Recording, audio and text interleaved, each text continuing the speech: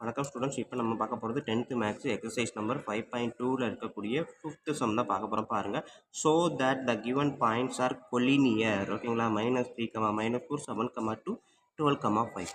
So இதே இது முந்தின எக்ஸசைஸில் நம்ம கொலினியர்னு கேட்டிருந்தாங்க அப்படின்னா இதுக்கு ஏரியா ஆஃப் த ட்ரையாங்கிள் கண்டுபிடிச்சி ஈக்குவல் டு 0 வந்தால் கொலினியர் அப்படின்ட்டு அங்கே சொல்லியிருப்போம். பட் இங்கே இது என்னது ஸ்லோப்பை யூஸ் பண்ணி செய்யக்கூடிய ஒரு சம்மு தான். ஓகேங்களா? இந்த எக்ஸசைஸ் ஃபுல்லாமே ஸ்லோப்பை யூஸ் பண்ணியிருக்கோம். அதனால் இந்த 3 பாயிண்ட்டும் கொலினியர் அப்படின்னா ஒரு பாயிண்ட்டுக்கும் இருக்கக்கூடிய ஸ்லோப்பு என்ன இருக்குது அப்படின்றத கண்டிப்பாக பார்க்கணும். இந்த 3மே ஈக்குவலாக வந்துச்சு அப்படின்னா அது கொலினியர் அப்படின்னு நிரூபிக்கலாம். ஓகேங்களா? இப்போ பார்க்கலாமா நமக்கு செம்ம. வீடியோ பார்க்குறதுக்கு முன்னாடி நம்ம சேனலை இது வரைக்கும் சப்ஸ்கிரைப் பண்ணாமல் இருந்தீங்கன்னா தயவு செய்து சப்ஸ்கிரைப் பண்ணிடுங்க. அப்படியே பக்கத்தில் பெல் ஐக்கான் இருக்கும், அதையும் கிளிக் பண்ணிடுங்க. நன்றி. இப்போ வாங்க நம்ம கிளாஸ்க்குள்ளே போகலாம். ஓகே ஸ்டூடெண்ட், இப்போ நம்ம பார்த்தீங்கன்னா கொடுத்துருக்க பாயிண்ட் 3 பாயிண்ட்டை நான் எழுதியிருக்கேன். ஏபிசி அப்படின்ட்டு 3 பாயிண்ட்டையும் எடுத்துருக்கேன். ஓகேங்களா? 5th சம்மு. இந்த 3 பாயிண்ட்ஸும் கொலினியர் அப்படின்னு சொல்லியிருக்காங்க. ஸோ எப்படி கண்டுபிடிக்க போகிறோம் அப்படின்னா யூஸிங் ஸ்லோப். ஓகேங்களா? இப்போ பார்த்தீங்கன்னா ஏபி மட்டும் எடுக்கிறேன். ஸ்லோப் ஆஃப் ஏபி இது M1ன்னு வச்சுக்கோம். ஓகேங்களா? ஸோ ஃபார்முலா என்ன நம்மளுக்கு? M1க்கான ஃபார்முலா ஸ்லோப்புனாலே நமக்கு எடுத்தோன்னே y2 - y1 / x2 - x1. ஓகேங்களா? M1க்கு. ஸோ இப்போ M1 = y2 y1 எடுக்கலாமா? எதுன்ட்டு ஏபி எடுத்துருக்கேன். அப்போ இது x1, இது y1, இது x2, இது y2. ஓகேங்களா? ஸோ அப்போ y2ன்றது 2 இந்த மைனஸை நான் எழுதியிருக்கேன்.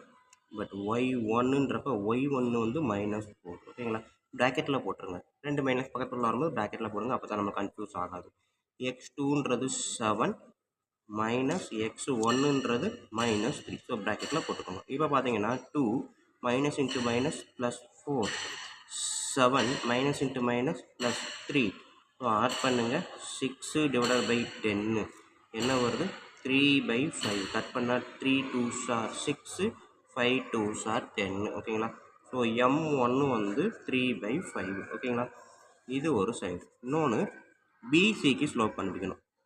So slope of PC = M2 = so இப்போ பார்த்தீங்க அப்படின்னா இதை எப்படி எழுதலாம்? y2 y1 எழுதணும். இங்கே ஆல்ரெடி x2 y2 கொடுத்துட்டோம். அப்போ இங்கே நான் என்ன எழுதலாம்? x3 y3ன்னு யூஸ் பண்ணுறேன். ஸோ அப்போ இந்த ஃபார்முலாவை நான் மாற்றலாமா? y3 - y2 / x3 - x2. அதாவது இதுக்கு அடுத்தது இங்கே இருக்குது. ஓகேங்களா? ஸோ இதுக்கு முந்தினது தான் மைனஸில் வருது. அதே கான்செப்டில் இங்கே இருக்குது. ஸோ இப்போ பார்த்தீங்கன்னா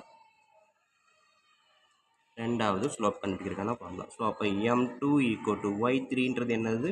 5 -y2ன்றது 2 / x3ன்றது 12 - x2ன்றது 7.